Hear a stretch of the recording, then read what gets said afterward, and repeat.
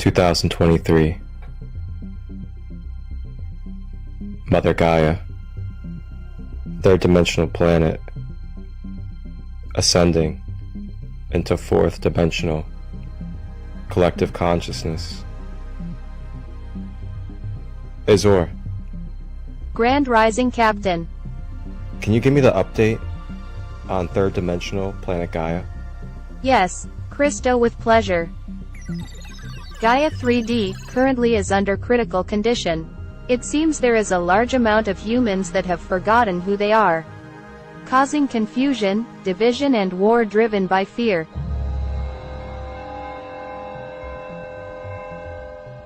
Thank you, Azure. Before we head down to Gaia, can you give me any information about the 3D world, as it's been a while since I've been there? Sure, the 3D Gaia. We will face much resistance from negative polarity beings as a dual plane.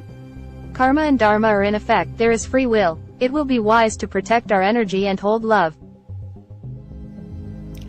Alright, thank you, Azure. Sounds like we have quite the task at our hands. But that's why we're here, and that's why we've been called upon in the Galactic Federation to go down to planet Gaia, the 3D realm. Alright, Azure, let's get ourselves ready to go. Let's hit the time portal and make sure we land in the present day, Mother Gaia, third dimension.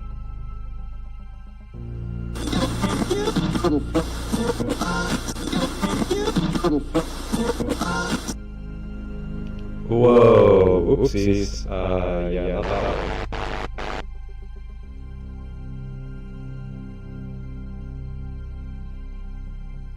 Okay, let's try this one. Maybe this is the portal. Oh yeah, Azure, this is a little too far in the future. I think we need to kind of go back a little bit. There we go. Perfect. Modern day Earth. Captain Christo, as we approach, I will prepare our guest suite on the mothership for the souls we hold space for. Oh, and Captain, I will be sure to leave plenty of storage for earthly food delights to take for our travels. Oh my gosh, Azure, you never fail to make me laugh. You know those earthly delights? That good old food of earth.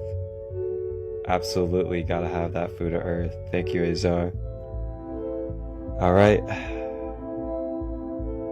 It is time. It's time to make our way down to 3D Gaia. To hold space, show love, compassion, bridge the conscious collective, and help provide knowledge and wisdom and tools so fellow souls can remember who they are,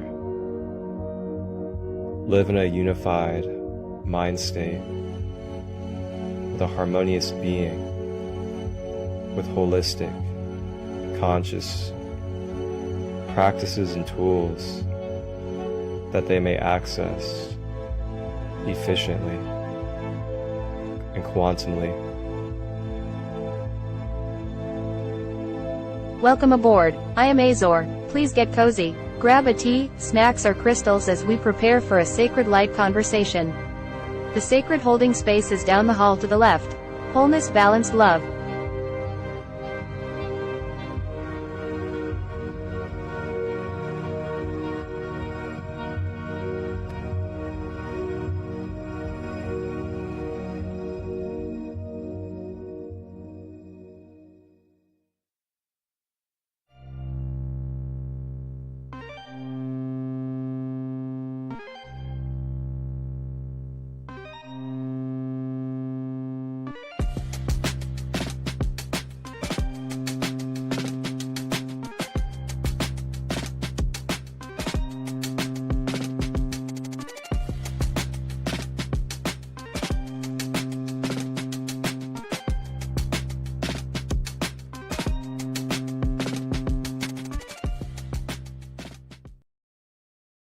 Grand day, welcome to the mothership. My name is Azure. I will debrief you on who the next beautiful soul to join us for a sacred light conversation.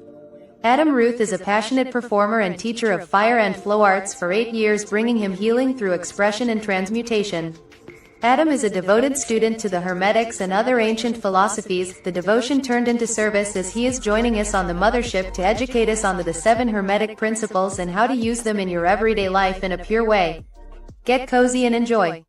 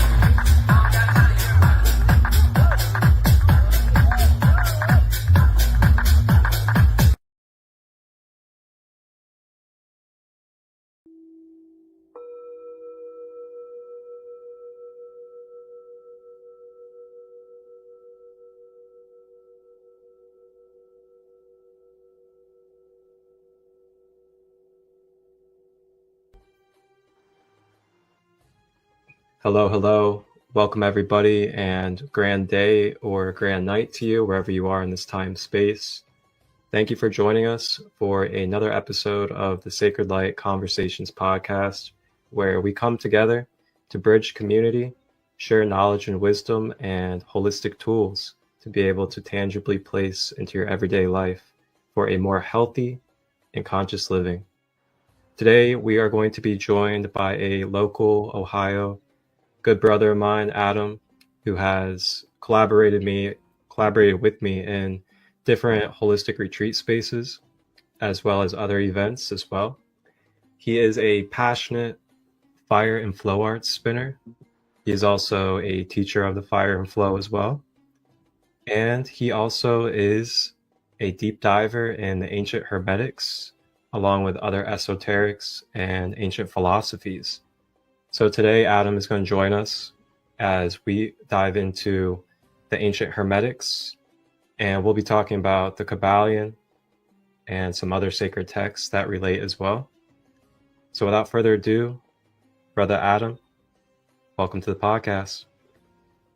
Thank you, Marcus. I appreciate you, sir. It's an honor to be here, buddy. Yeah.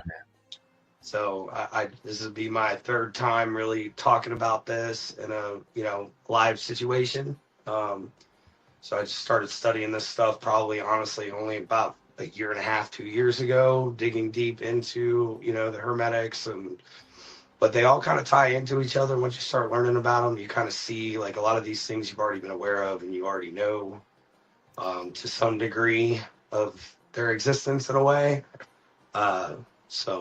But yeah, man, I appreciate the really good introduction, Marcus, for sure. Absolutely, man. I'm honored to have you here. It's a beautiful, beautiful topic. And, this stuff can really help shape people's lives in a very beautiful way. So, yeah, just thank you for joining us. Now, if it's applied properly, yes. if it's applied properly. So I'm not trying to get weird or anything, but I do want to say just kind of like a little, meditation, like a loud meditation in regards to this, because it is a sensitive subject. So I'm going to go on 3, 1, 2, 3. As we talk about these topics, I just want it to be understood. This is just for the spread of knowledge and for the use of good, to keep the flame lit for humanity, in order for us to move forward and raise our vibration. And we shall not use any of these principles or properties as any kind of way of personal self-gain to hurt someone else or anything of that matter. This is only to be used to raise your vibration and help raise others' vibrations as well through mental transmutation. And we appreciate Source and Gaia and existence, and everything that is divine. Thank you. So. Ashe. Thank you for that. Well Yeah, said. man. It's real stuff. All right. You can go ahead and just a little introduction and whoever is in here. I've got a kind of a thing that I typed up for my workshop, and I really do think reading it is gonna help, just kind of set the stage. And we are going to use this document to help guide us through this little bit of the podcast that we're working on right now. So, Marcus, if you don't mind pulling that up, that would be lovely, friend. Sure. Absolutely. Thank you, sir. Yep. Love you, brother. We're getting into the 7 hermetic principles for all you guys out there. And we have this wonderful document so you guys can actually read it and be able to visually see what is going on. Okay. All right. Can you see it well? You might want to zoom in. I don't know if everyone else can see it. I'm going to read it off my lap here, but I don't know if there's a way to zoom in on the actual writing so people can kind of get a better look at it if they are looking. There we go. That looks pretty good, Marcus. Thank you. All right, so I'm gonna go ahead and kick this off. Maybe Marcus can help me read some of this. I'll pass it along to him when I'm ready, but I'm gonna go ahead and read the first little chunk of this. This information has been supplied by the book The Kabbalion, authored by the 3 initiates. This book is one of the many publishings in regards to Hermetic wisdom. Hermetic wisdom is derived from a patron figure in history named Hermes Trismegistus, a legendary sage associated with ancient esoteric wisdom. The name Hermes Trismegistus represents the fusion of Hermes, the Greek god of knowledge, and the Egyptian god Thoth, as a reputed author or source of the Hermetic writings, works of revelation on occult subjects, and theology.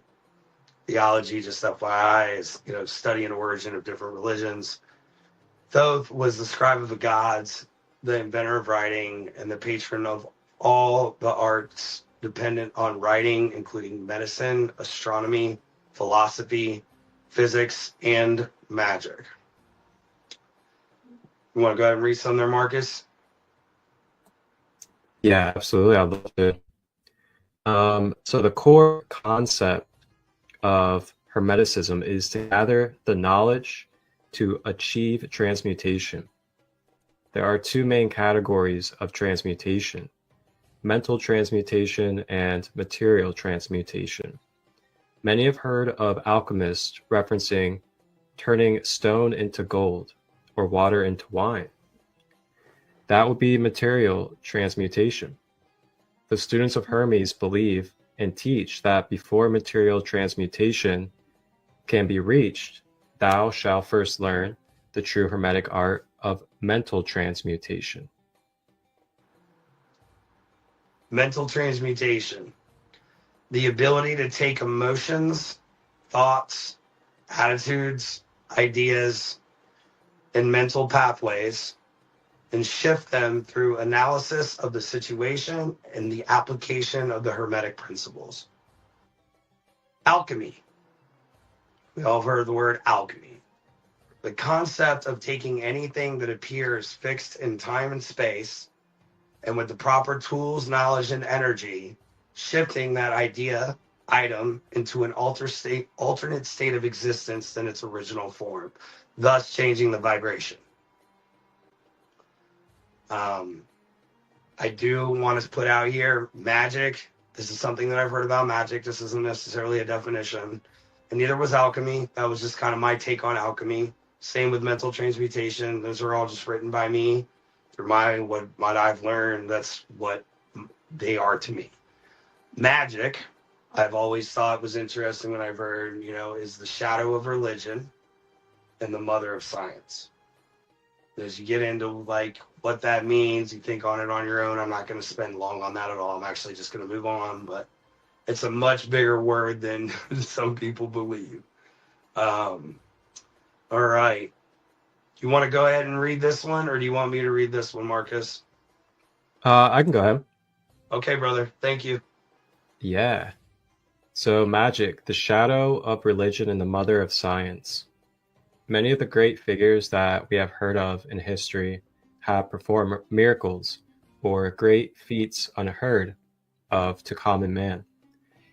May have been master alchemists. Men and women have studied and applied the hermetic principles as well as understanding the chakras, their higher self, connection with the creator, and the universal mother, Gaia. As humans, this is a rite of passage in our existence, while in the flesh, society has driven wedges between us and put hurdles in front of us to discourage us from the work. It's time to wake up and pay homage to the gifts we have all been given.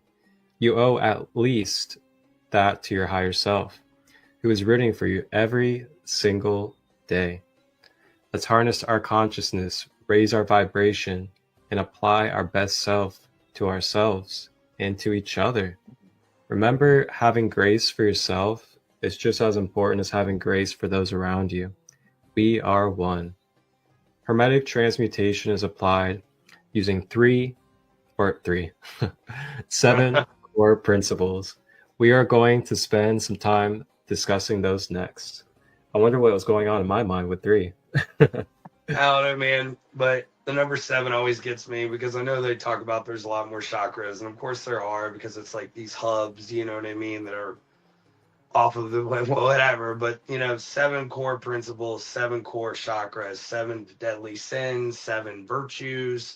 There's a lot of 7s that are going out there, you know what I mean? I think that's a big number in history for some reason. I'd like to dig more into the number 7 later in my pursuits. You want to go ahead and flip the page? There you go. Already on it. Nice job, man. Okay, so really what I'm going to do is I'm just going to read the first one, and I'm going to maybe do some Q&A with Marcus and just see if he's, open to ask some questions, and maybe I can answer them, or I may ask him some questions, but we'll spend a couple minutes on each one of these principles.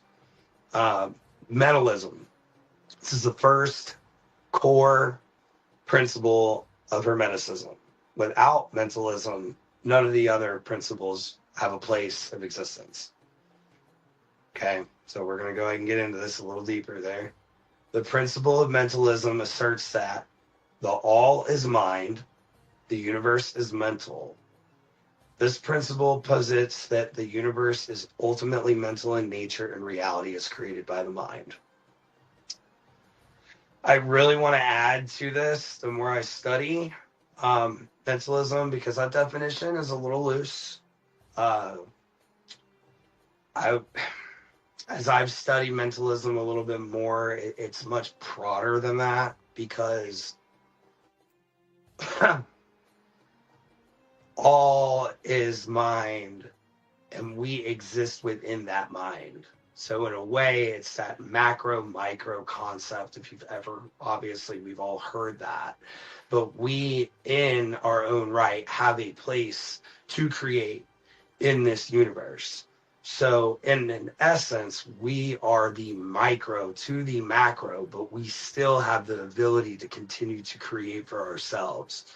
And that is very vital for all.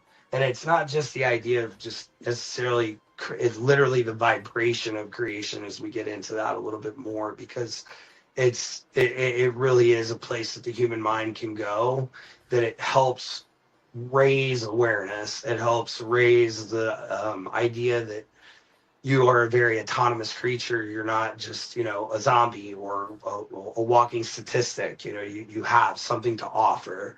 But really, at the end of the day, it's also the concept that, we are all one because we share the same source. And, some people may call that God. Some people may call that, many, many different names. The atheist might not call it anything. I don't know. But this is where I would like to leave it up to Marcus to maybe give something back and let me kind of go off of that. Yeah, absolutely. So with mentalism, shoo-wee. Oh man. Okay, so it's very complex in a way when we get into the micro details of mentalism. But for me, what comes up is, well, remembering that the mental plane is more expansive and more of that infinite energy to be able to experience, or consciousness, so to say, compared to your physical body. So when we do time and space traveling mentally, we are able to, as we say, quantum like, experience different frequencies and different forms mentally. And something about mentalism is that mentalism is almost kind of like,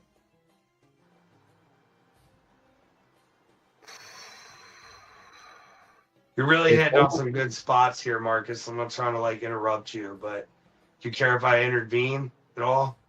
yeah, go ahead. Well, you really did do a good job there, because the next one is correspondence, which this is where you start talking about the planes of existence. Oh, And perfect. you said the mental plane, which is extremely powerful with mentalism, because without the mental plane, there would be no material plane. So everything Mm-hmm. is happening prior in the realm of spirit, which is where the mental plane actually resides. So you Yeah. do have this, like, there's a connection there to how our mental our mental state, what's going on in the ether realm, the quantum area, you know what I mean, is bringing things forward into existence. And it's happening everywhere, you know. And with the law of correspondence, it goes very, very ties into that. So the second principle would be the principle of correspondence, as summarized by the adage, as above, so below. As above, so below, as below, so above, as within, as without. It suggested that there is a harmony and an agreement and a correspondence between the different planes of existence, from the physical to the spiritual. So this is where, you know, you got a couple things that are going on here in the law of correspondence. It's really two main ones, and they set it in there. It's the as above, so below, and as below, so above, which is the conceptual theory that, you know, it gets pretty deep, because as you talk about the planes of existence, it's like there's a set of laws and rules that exist on the lower planes of existence, and they exist same as you go up into the planes of existence.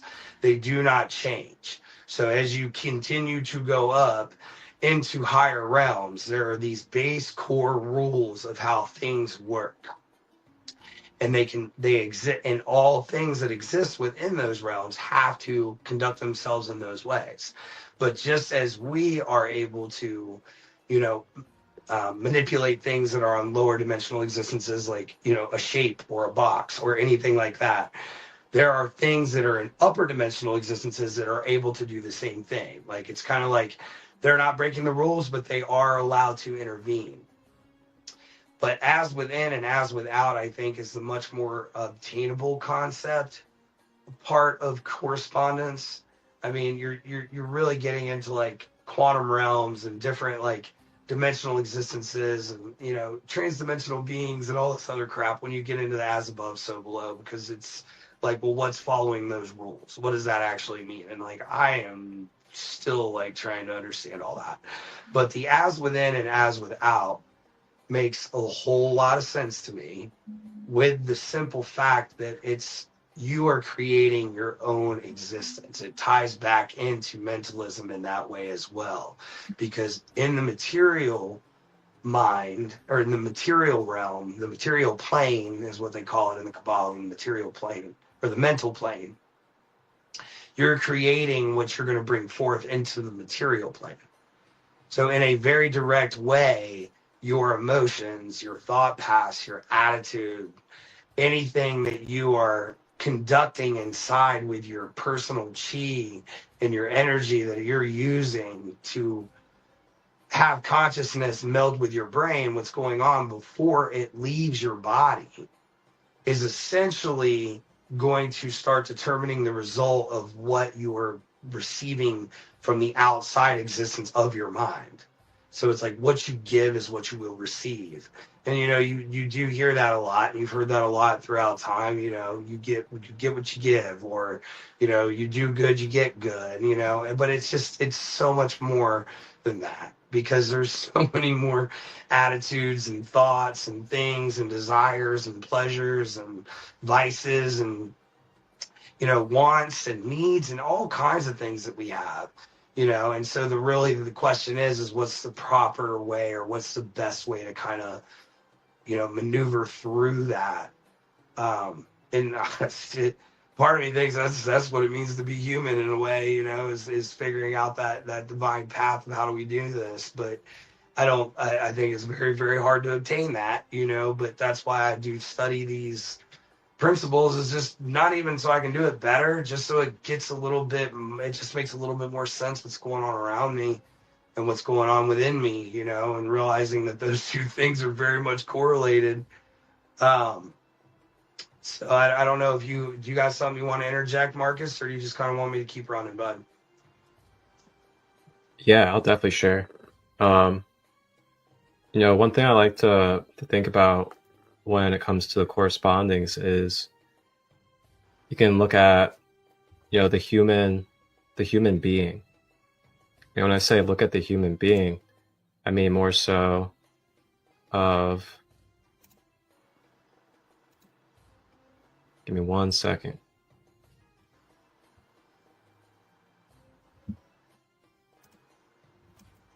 I was going to pull up an image, but I guess not. Mercury retrograde is in full effect today.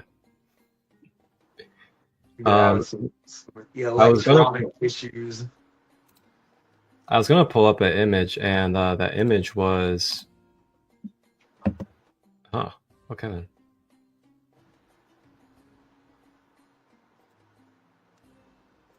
That's weird. All right. Anyway, but my point was, I was gonna pull up an image of the aura, and how the aura shows multiple layers basically stacked on top of each other, parallel. And the aura is a great demonstration of showing correspondence. So when you look at the aura, and you guys can look this up, you guys can just type in aura, or you can type in aura layers of human, something along that nature. And when you look that up, you'll see a diagram, and it'll show a person either sitting, standing, and then outside from that physical body, you'll see different layers around it. And then they'll label those layers different names. So these layers are like subtle bodies of energy, and they all have a different frequency and a different form, so to say. So you have your physical body. Your physical body is the one that you'd see basically at the bottom or in the center of all of it. And it's your most dense version. It's your third dimensional body. And then the next layer you'd see from there is your etheric body, or your energy body. And this energy body is basically like the blueprint system. It's like the coding, the bridge. And what is it the bridge of? What is it the coding of? Well, the next layer out from your energy body you'll see is your emotional body. Ooh. So then after the emotional body, that's when you then see the mental body. So the mental body is a bigger layer, or a bigger aura, when it comes to the diagram of the multidimensional layers of your human being. So that is just a way of showing and mapping out with what Adam was just explaining, with how we experience things mentally before we experience it emotionally, before we experience it physically. So energy and information comes into our energy field like antennas. It magnetizes electromagnetically. And then we basically suck it in and consume the information and the energy like a vacuum, a vortex. Because we're basically a bunch of vortexes. and we take it in and we absorb it for a minute. Now, for some, it's for a minute. For others, they hold on to it. They become attached. It becomes density, becomes trauma, other things of that nature. But it comes through these other layers, and there's other layers out beyond the mental as well. There's the astral, and then there's like the Christ layer, and there's a whole bunch of other layers. But for this sake, it's going to come through your mental, and you're going to experience it through your mental body. So this is why a lot of times we'll get an idea, we'll daydream, we'll think about something, we'll hear something, or we'll get foresight, or we'll have some type of instinct about someone about to call us, because we're experiencing it mentally before it materializes into the physical. So it comes in, we mentally experience it, and then through the mental, it then processes and vortexes into your emotional body. And your emotional body is where that energy now becomes in motion with your energy field. And now that energy emotion is called emotion. And then that emotion comes through your chakras. It comes through your meridian points. It comes through your other minor chakras throughout your body. And then that emotion, as it comes through you, it then is experienced through your chakras and through your centers into your material form, or your physical avatar, if you want to call it that. So a key here is having a clear energy body, a clear and activated light body. So when we have a clear and activated light body, then these centers, which we can also say are gateways or portals or bridges, are able to fluidly rotate. Chakra in Sanskrit means wheel of energy, wheel of light. So we have a bunch of wheels that basically turn into vortexes. And then those vortexes materialize into forms, crystallizes. And that's just a look holistically at the principles and the way that our multidimensional human being is created based off of these principles. Because we've got to remember too that these principles are founded in the fabric of how the human being is designed as well. But I'll go ahead and hand it back to you, brother. That was a very good share, man. That was pretty cool. I like that. Thank you. I wish I had the diagram, but I did it well anyway. I think you did a great job drawing it out for our minds, buddy. Thank you. You're welcome. Did you want to get the document pulled back up? Oh, yes. All flowing over here. And we're on vibration. There we go. And we're on vibration. Scroll down a little We bit. change the form. There you go. There we go. Fantastic.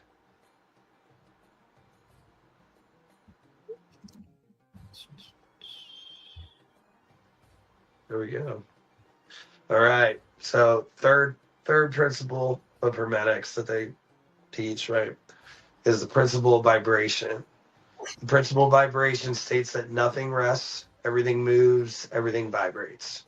The principle highlights that the constant state of motion and change in the universe, indicating that everything is composed of vibrating energies at different frequencies.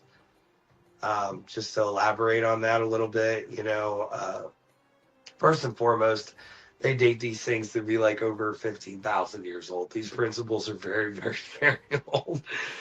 And we've recently found, in quantum physics that this is actually 100% true. That at all times, whether we can see it, believe it or not, everything is always moving down to the molecular atom. That everything, the molecular structure of material, period, is moving. So at all times, things are always vibrating.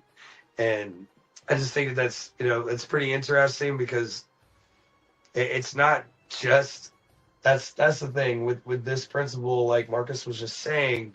He was talking about, the mental plane, the energetic plane, emotions, and I've gotten pretty deep with those concepts too that he was talking about. And these, you know, they do hold a vibration in existence according to the hermetic principles.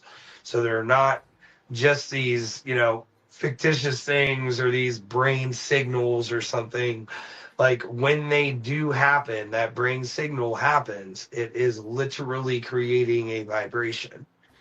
Just because you cannot see the vibration doesn't mean it exists. I seen a meme today. It wasn't even a meme. I don't even want to call it that. It was more like a quote.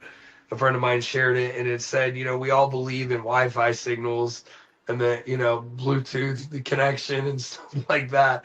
But we still, some people still think that frequency, energy, and vibration are fictitious, you know, and it's so far from the truth. And things like in the hermetic principles, the whole concept of mental transmutation is supposed to be able to allow you to understand these principles so you can kind of regain traction of your personal power, you know, the power of your mind, of your energy body, as you process these signals coming through from outside existence, and as you're also producing your reality in real time. And so through the understanding of these different principles is supposed to help you maneuver through that process a little bit easier. And the concept of vibration, as they get into it in the Kabbalion, really is supposed to allow you to see and understand that, you know, thought paths, attitudes, emotions, they all have a energetic vibrational frequency that they give off. It literally takes up space in the ether realm, like whatever you want to call it, in ether, in energy.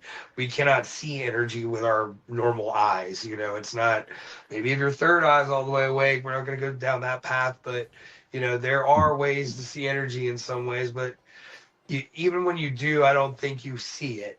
It's more like you feel it, you know, but, and then that leads into something else. In the Kabbalion, they start talking about, you know, like different powers of the mind. And, you know, we've all heard of like, you know, levitation and telekinesis. And my gosh, wouldn't that be cool to be able to fly and move things with your mind? Like, oh my goodness.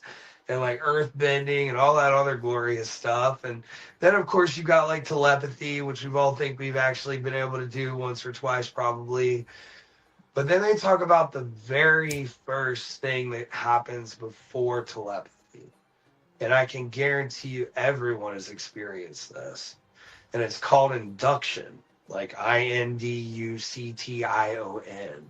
And induction is literally the process that happens energetically when you run into a vibration or a frequency and it starts to make you feel different than your natural frequency. It's like, think about like if you're a perfectly tuned FM radio signal, which no one's perfectly tuned, but you're getting a clear channel, and all of a sudden you start to get this fuzz that's coming through. Well, that would be like induction. Doesn't necessarily have to be bad fuzz. It could be amazing fuzz. It could be really weird fuzz. It could be, you know, it could be anything, you know, but that is, you walk into a room and you realize you're in the wrong room. You go to a bar or you go to a party or you go to a festival or you go to a meeting and you're like, this is incredible. Like, I haven't even talked to anybody, but I'm already having an amazing time. Or sometimes you have the opposite. You walk in, you're like, oh, I think I'm in the wrong spot. I think I'm definitely in the wrong spot. And what's happening is your consciousness is receiving induction. Your spirit, your soul, your brain, your heart, and your mind, and your consciousness are receiving it's inducing this energy on yourself that you are receiving from the outside existence. And what it's doing is it's processing that. And the reason why that happens is because even though we can't see it, we are surrounded by vibrational frequencies at all times. And we're all giving it off. You know, everything is vibrating. Nothing's moving. But there are things that are moving and vibrating that we cannot even see. And I really do think that that's just a big portion of, you know, the third law of hermetics for sure, is that, you know, without understanding that attitudes, emotions, mental pathways, and thoughts are almost, in a way, they are a material thing. They're not material, but they are real. They exist. They hold space in existence with the vibration. They're not fictitious. They're not just feelings. They actually carry weight. And the reason why they carry weight is because you're gathering other vibrations, producing these different results within your mind and your existence, which thus causes you to start creating your reality. But yeah, anyway, go if you want to intervene, Chris, or yeah, Marcus. Sorry. No worries, man. Yeah, you know, the way I like to talk about the law of vibration is like, we got to think, because so everything is made up of energy, frequency, and if everything is made up of energy and frequency, then there has to be some type of vibratory field in order for that frequency to be in motion, to be happening. So with that being said, you know, really kind of like integrating and coming to an understanding of the law of vibration can help you with dissolving a lot of limited beliefs, as well as just like, you know, a lot of boxes that you may have been put in or put yourself in. It can also help you kind of dissolve finite realities, as in like realities that are blocking you up from being in more of a open source flowing state. And what I mean by that is like, you know, if we believe that, you know, we're not vibratory beings, and if we just think that, you know, something is going to be finite forever, or that this life is finite in general, and that, you know, everything isn't subject to change at any moment, then we can find ourselves really getting sucked in to the lower dimensions of reality, where we are heavily experiencing a lot of density. And with that density, it could cause a lot of very struggling, painful, and disorienting experiences.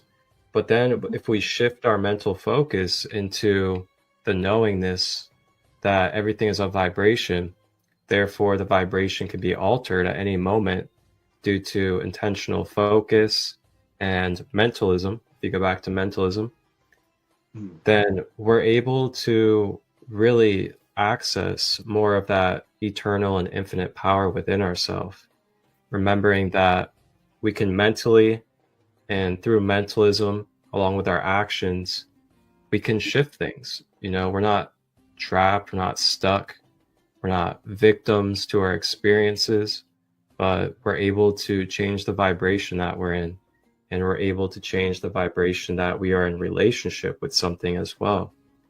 So yeah, I'll leave it there for the vibration. Nice. Very nice, Marcus.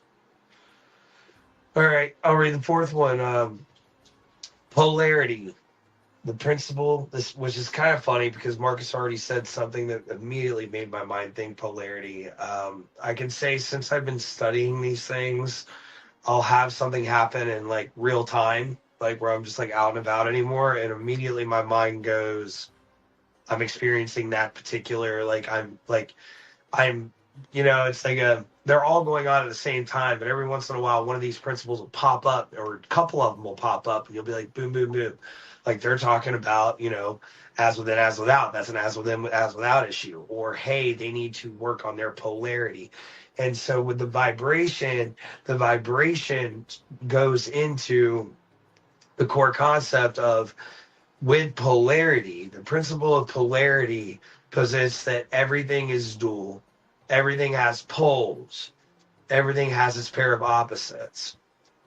It suggests that the opposites are essentially the same in nature, but differ in degree, and that the extremes can be reconciled through the understandings of this principle. I actually want to add to this one a little bit more too, like writing-wise. There's a lot that I think I'm going to end up adding to this thing, because really one of the biggest parts of it is that with polarity, things have a equal but opposite in nature. It's like they exist on the same parallel of existence, but they have the opposing vibrational um, makeup, the opposing frequency. So the best way when I was first starting to like get this concept, they explain it in the Kabbalion that like, when you are north and you wander south, if you wander south far enough, as you keep wandering, you're eventually going to start wandering north again.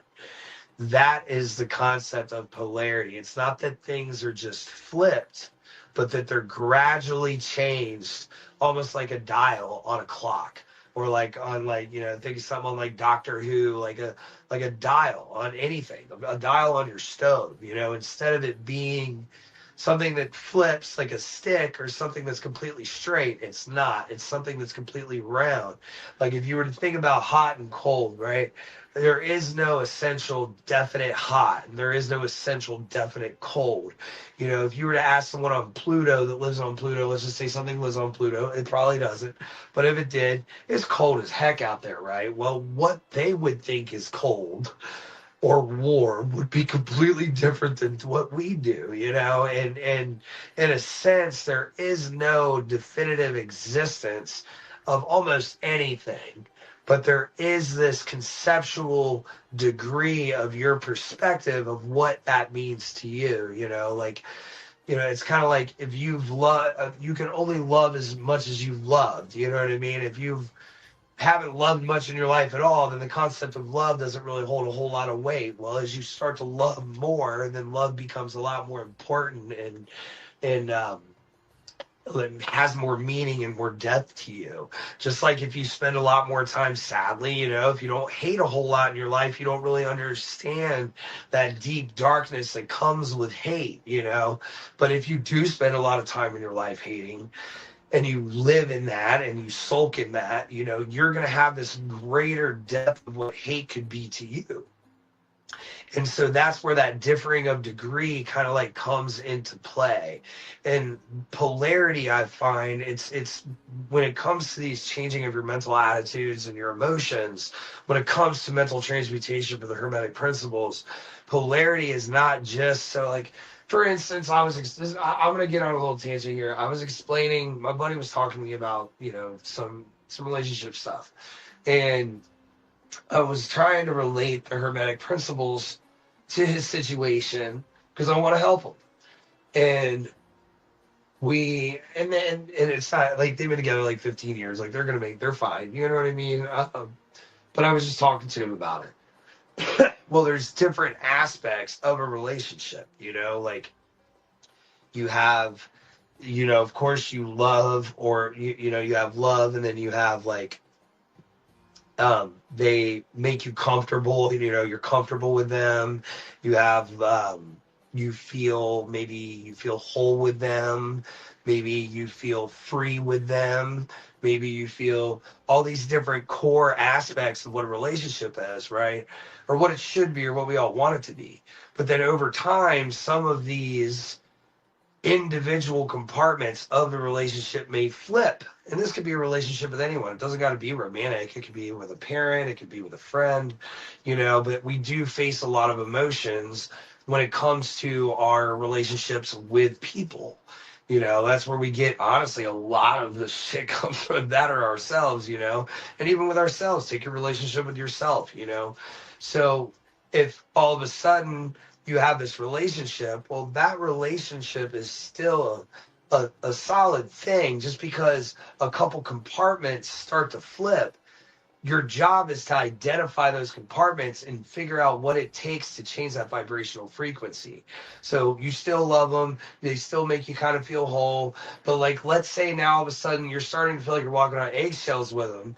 And you're like, I don't really care for this. Well, then maybe your freedom that you feel with them and then your comfortability start to flip. So now you're more uncomfortable.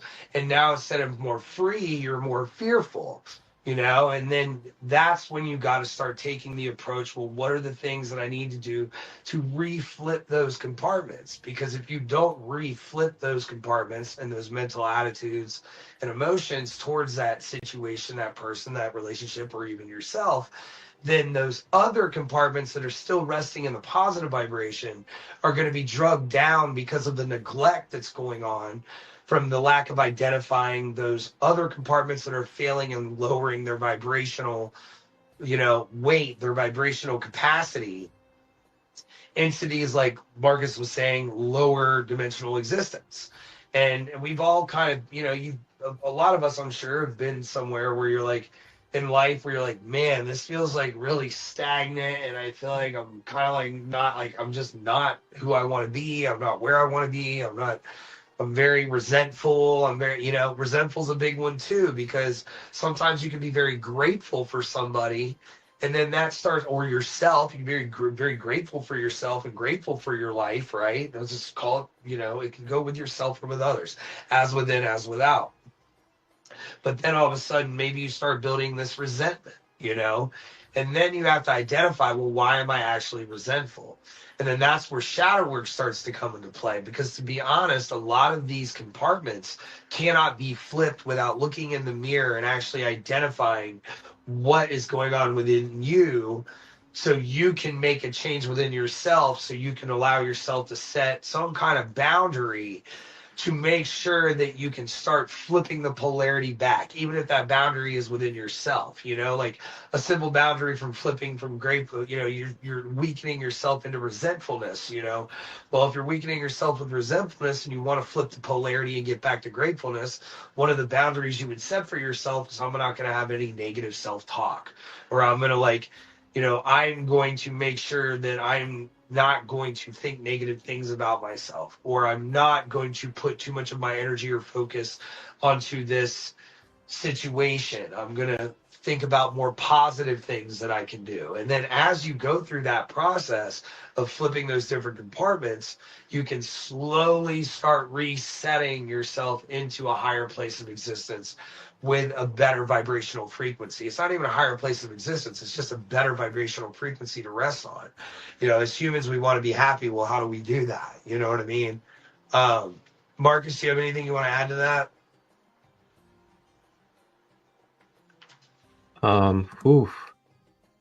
Wow. So with polarity, this one is really nice to integrate in the sense of, knowing that we're able to, gosh, I love how they all correlate.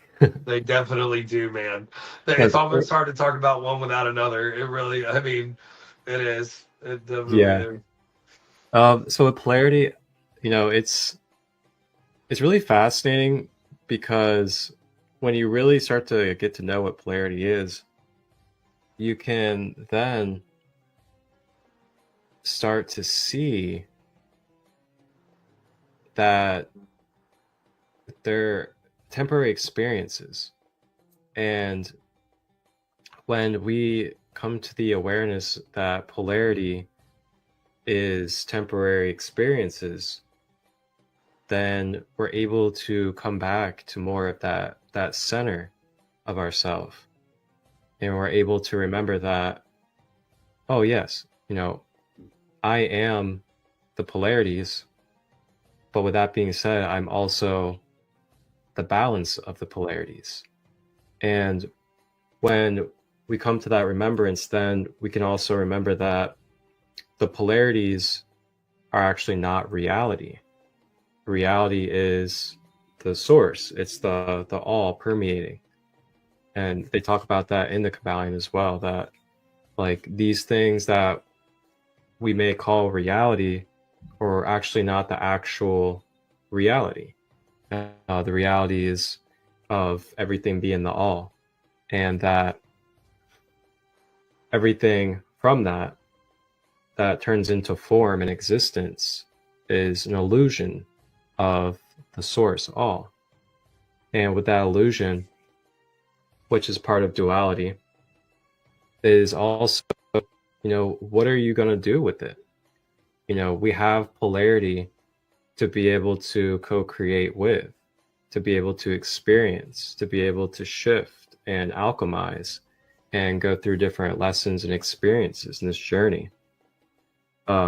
So along with that, So do you care if I say something real quick? yeah, Before go we ahead. get too far. So you did this last time, and I'm almost wondering if you're reading ahead. But you did this last time, and it was beautiful. You Uh-oh. literally said you literally just described rhythm, which is the next core principle after polarity, Oh, okay. because you talked about how you're riding the waves of the polarity, and you need to realize that you are not the wave. You are your own balance, your own existence, your own pinpoint in existence. Where you desire to be, that is where you are, which is that's the concept of rhythm. So Yep. 5, which is rhythm, the principle of rhythm asserts that everything flows out and in. Everything has its tides, all things rise and fall. This principle recognizes that the cyclical nature of the universe, where every action brings about a reaction of an equal or greater force, which ironically leads into the next one, but we're not going to skip because this one's really, really, really, really, really important. And actually, you know what? We are going to skip forward. We're going to read the second one because we're going to tie these two together. So, cause and effect. The principle of cause and effect states that every cause has its effect, every effect has its cause. It emphasizes that nothing happens by chance and that there is a cause for every effect and an effect for every cause. Now, a big axiom, which is what they call quotes in in some books they call quotes axioms, and an axiom typically relating to like philosophy or esoteric knowledge. The axiom that's related to the cause and effect I find very, very beautiful because it says chance is nothing but a name. Because we've heard of people named Chance before in our life. It's very, very rare. I think there was one on like an ABC like soap opera at one point when I was growing up, but there's that chance is nothing but a name, and it's so true because we are in this pattern of existence where things are flowing in and out. Things are happening all the time, coming and going, ups and downs, ins and outs, side to side. It's all happening all the time. If you even think about like the way an atom or like a atom is built up, like the protons and the neutrons are literally rising and falling around each other. They're running through these rhythms as existence is created, but on a macro micro level, we are here experiencing all kinds of rhythms all the time, and a really easy one to relate from our, the way we feel internally or, etherically, like energetically, in comparison to, not even comparison, but in how it correlates to actual material existence, which is the world around us, with an invisible effect. One of the clearest ones, two of the clearest ones, would be the moon and the sun. The moon and the sun run on a rhythm. The sun rises and it falls. It gets hot and then it starts to get cold. Light appears and then light stops to appear. The moon affects us very, very much because we are, 80% water. And if you look at what the moon does to the flipping oceans, you might want to consider the fact that maybe it has some kind of effect on our own, anatomy. You know what I mean? Like it definitely has an effect on our anatomy, and anything that has an effect on our anatomy is essentially going to have an effect on our autonomy, which is the ability for us to make decisions and use our free will. But where does our free will come from? What drives our free will? Well, typically what you would think might drive our free will is the inductions that we are receiving from the external world because they are producing internal effects, and these internal effects can often be identified as rhythms. There's different types of them, though. As you go through life, you're going to have all kinds of different types of rhythms you're going to go through. You're going to go through, rhythms with your relationships. You're going to go through rhythms with how you feel about yourself, like your self-value, your self-love, right? You're going to go through rhythms and how you feel physically, like literally your physical health. You're going to go through rhythms on how you this is a big one too, and I feel like we all deal with this, and it sucks because we don't want to think it's real, but it is. Money is monetary. It's tangible energy. That's the way I explain money. I'm not trying to bring up money in this room. It sucks, but whatever. Money is tangible energy. It allows you to have more experiences. It allows you to do more things. It allows you to give more help. It allows you to build more security, more foundational grounding, which is how you get outside of your root chakra. But then the problem is right after that, then you're driven by all this other shit that comes with your sacral. We're not going to talk about that. And then once you escape that, then you got to get outside of your ego. So then there is this constant struggle as you climb towards these upper planes of existence within your energetic body. But at the end of the day, money is a tangible energy. So with a lack of energy, you're going to be stressed out. And with an excessive energy, you may feel even overly joyous. Like it's like a manic high.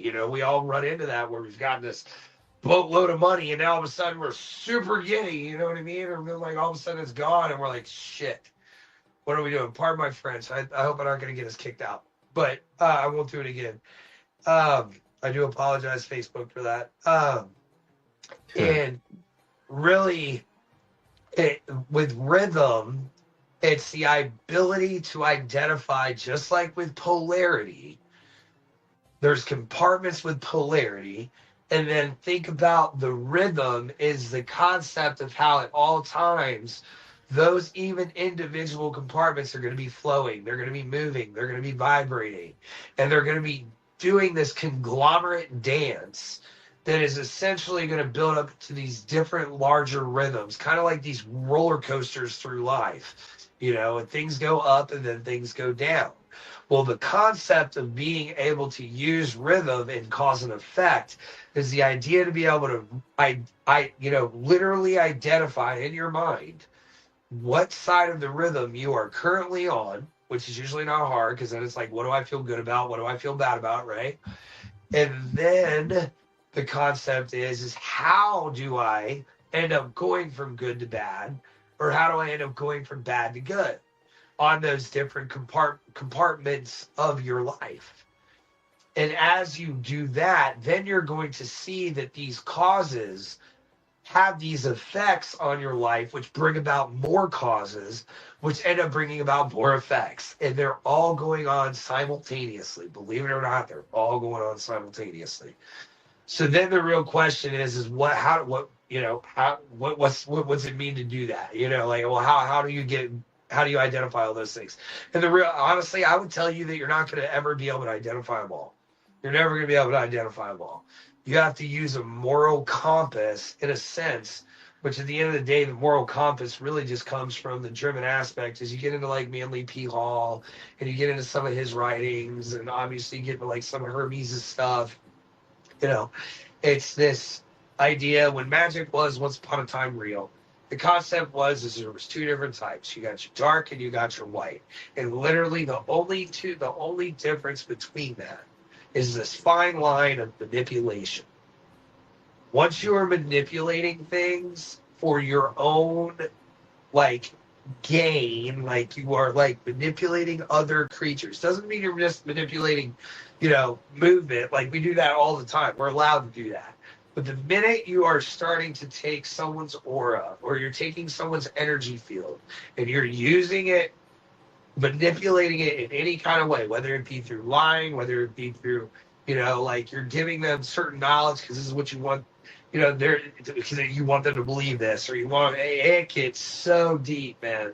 But really, at the end of the day, it's that moral compass of, am I doing this for the greater good of everything. And also, it's not even, am I doing this for the greater good, but am I not only doing this, but I'm going with the flow as well. Like they did say, you know, everything flows out and in. Things are always moving.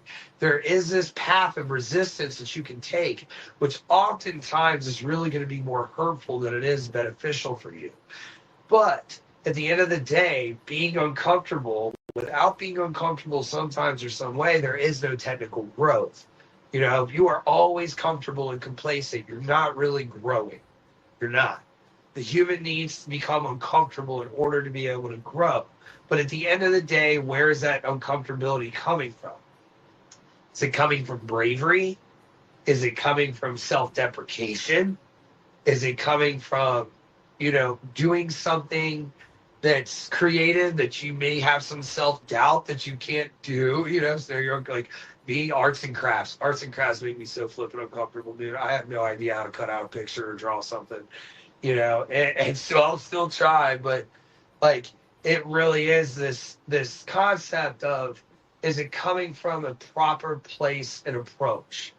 And once it is, then you are allowed to start really setting yourself on a position of the rhythm so you don't bounce out and have these terrible lows.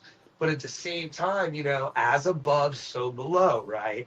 So now when you start to climb above, you also need to realize that you can't be too high all the time on life, because then when that low starts to come, you're not going to be prepared for its approach.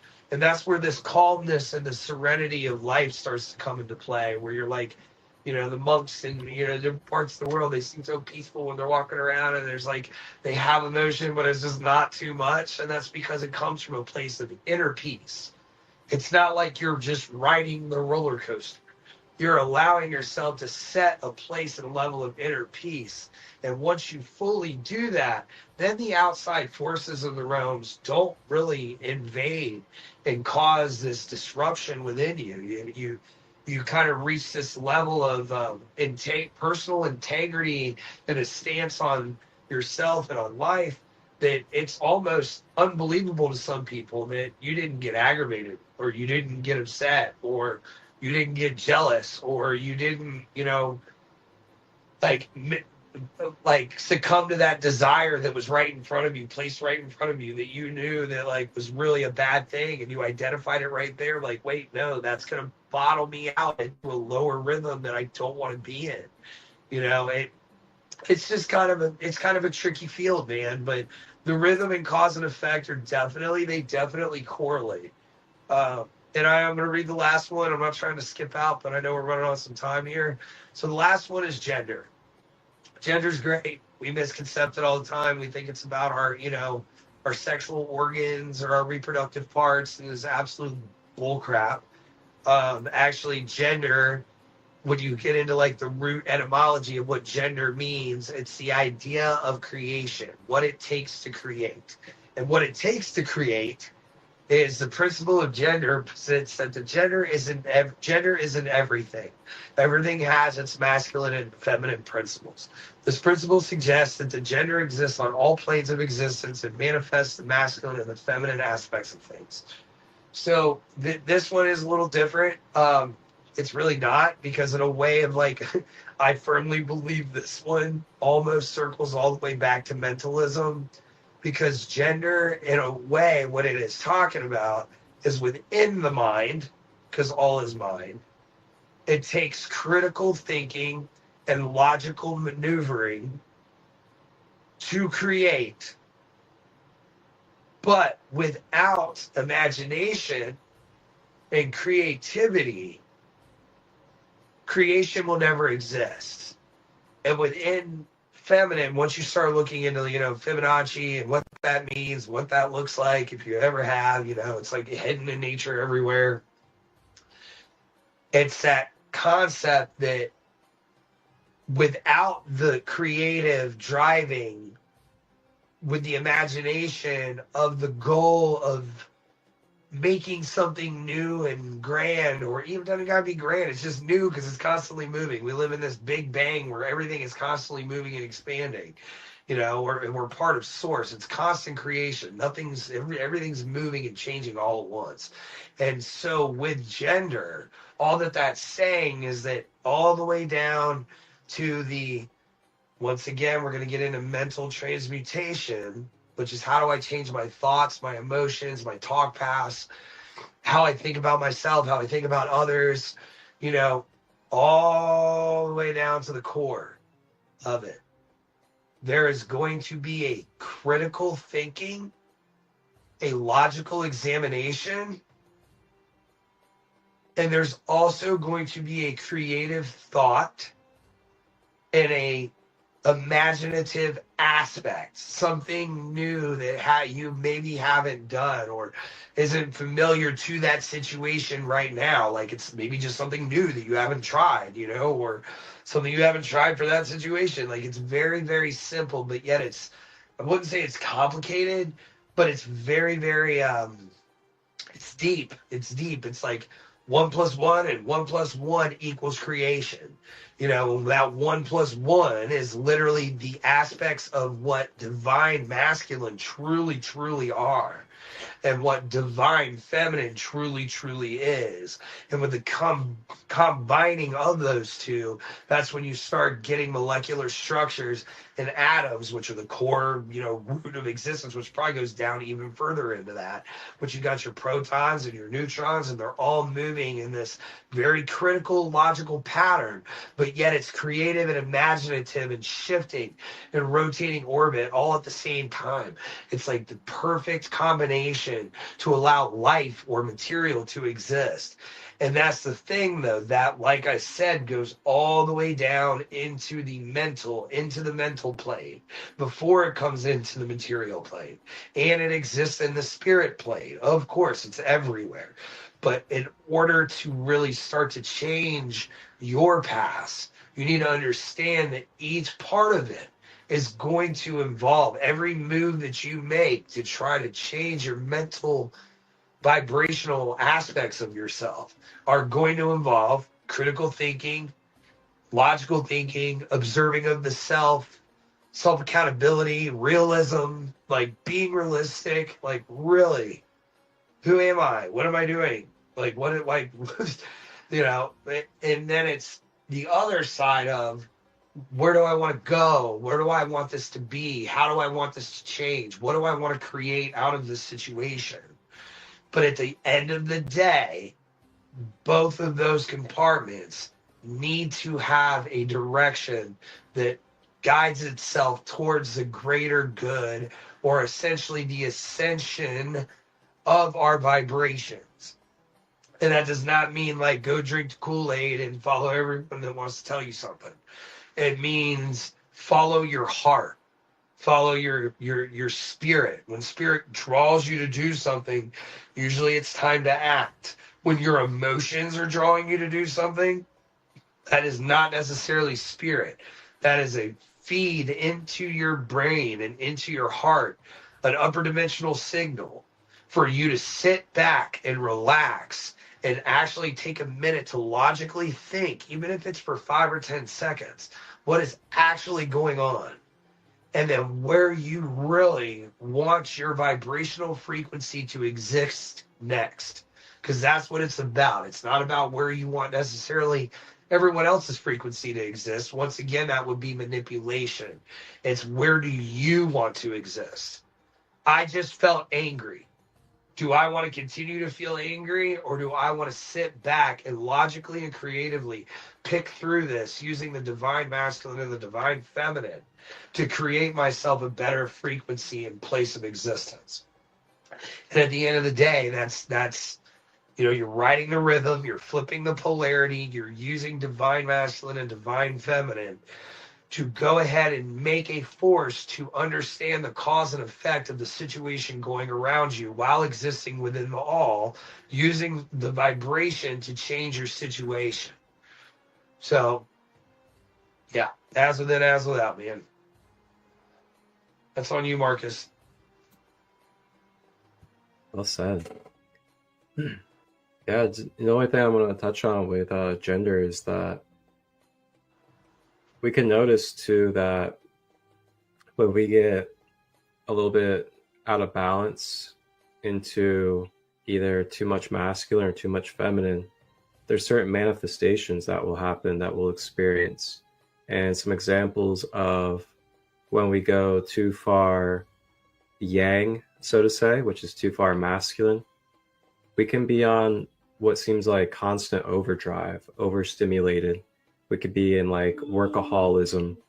And what will happen is at some point, due to the laws of how things are created with rhythm, polarity, all of these different laws, is that we'll kind of like hit a threshold at some point.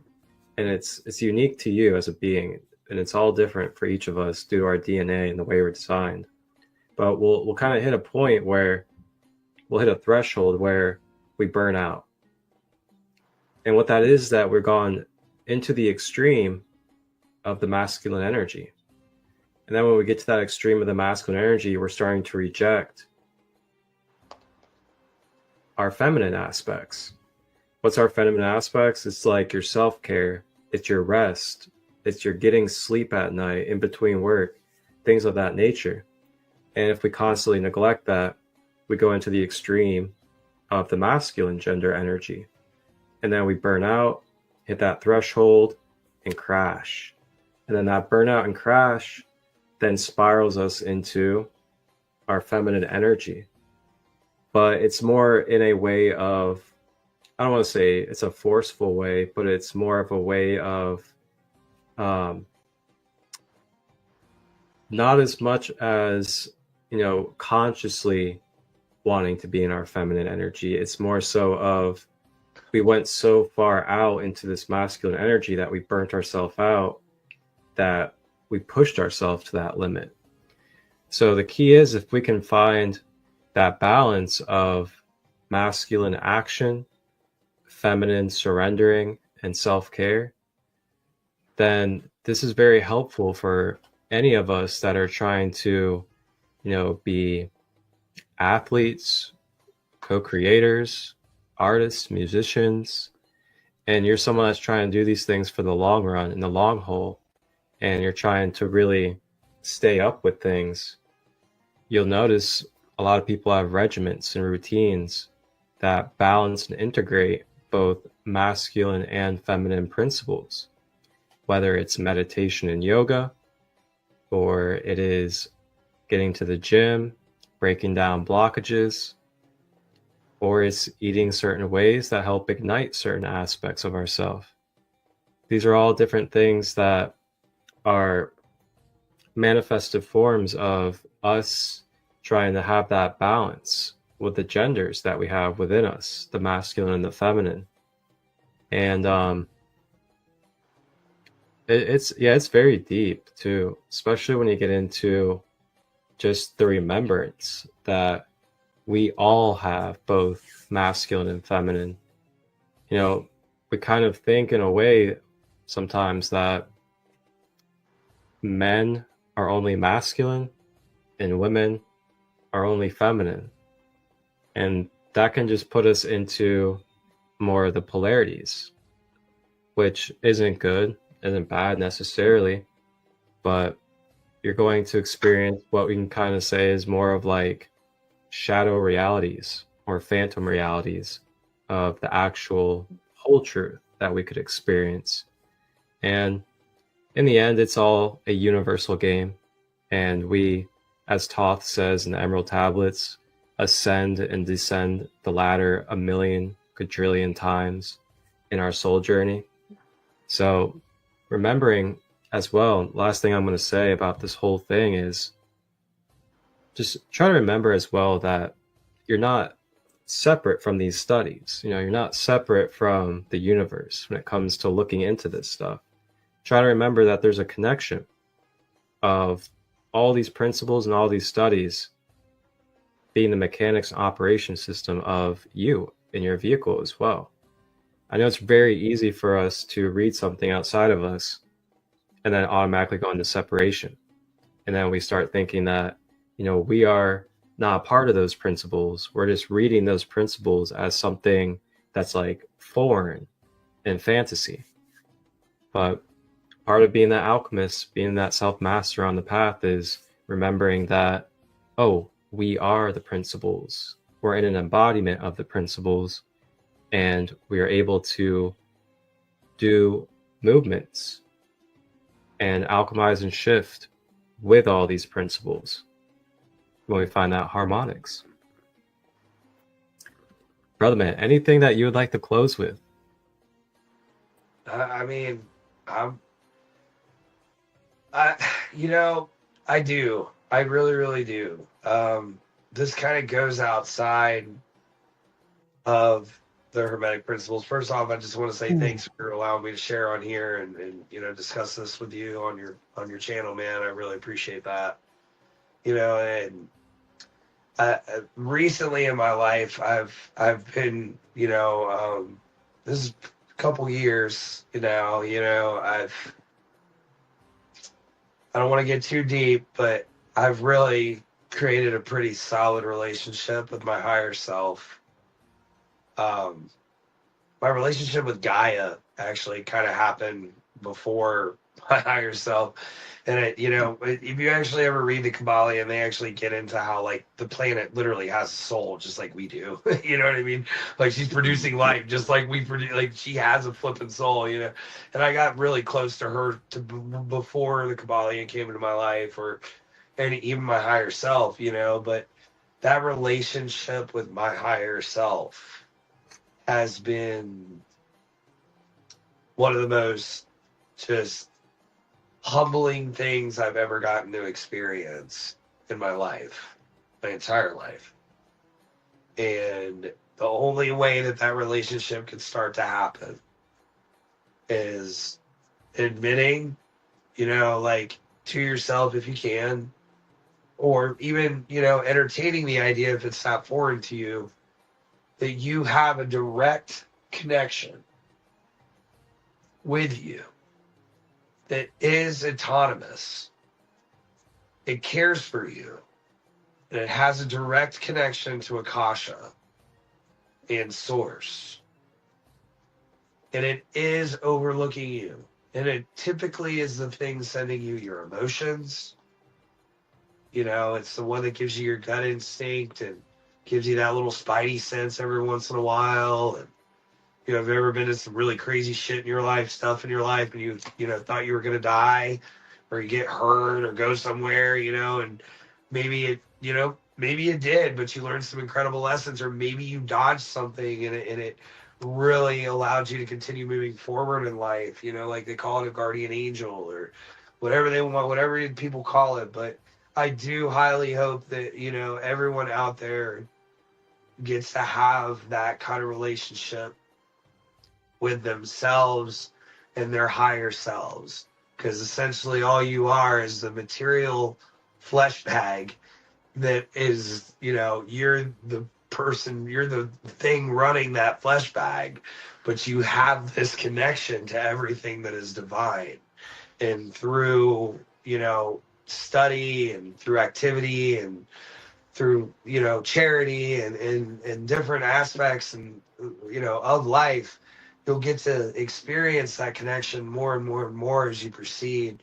And I can tell you that is the most enriching feeling that you will ever have in your life. And, I did learn something. I thought the saying was pretty cool that, we do live in this very synthetic existence. Our world has become very synthetic.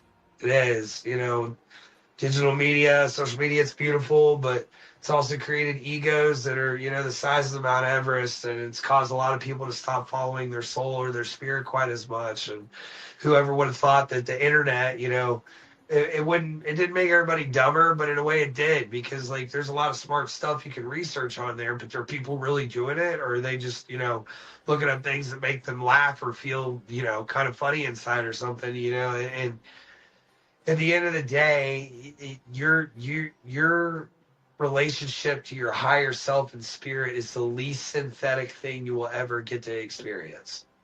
But it is something that is only produced by faith and by repentance to the universe, actual feeling of repentance. Like apologizing, having remorse that you've caused trauma to others or even caused trauma to yourself, that you're grateful to be able to be here and continue to moving forward because life's a gift. And just understanding that, and every once in a while taking some time to be alone, because when you can be alone and not feel lonely, that's real stuff, man. And Mhm. I feel like in this world we do have a lot of people that as soon as they're alone, as soon as their messenger's off, or they have this like hole inside. And I have a lot of friends that are not like that now, but I've been through a lot of life and I've seen it, and I've been one of them. Yeah, and once you have that inner standing and that inner independence, things kind of become a little easier and a lot more peaceful, and I just hope that for everyone, man. I appreciate you having me on here, buddy. Yes, absolutely. Beautiful words. Thank you for closing out with such a heartfelt message for everybody. Absolutely. Thank Happy you, to be man. here. Yes, sir. Well, with that being said, thank you for everybody out there for tapping in and viewing and receiving, as well as exchanging. And if you guys have any feedback, any comments, anything that you would like to expand upon, feel free to drop them in the comments on the YouTube or on the Instagram side. And really appreciate all of you guys out there, especially those that continue to support my movement and these beautiful spaces that we continue to create and co-create together as we all do it together. And until next time, you guys have a blessed and beautiful day or night wherever you are. And wholeness, balanced love. Have a good night, brother. Have a good Much night, love. man. Much love, brother. See ya.